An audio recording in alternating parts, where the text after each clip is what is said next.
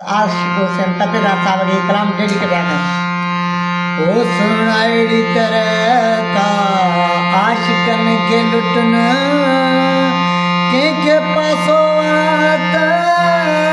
के दिलासो सुनाई तरह का आशिकन के लुटन के पासो आता के दिलासो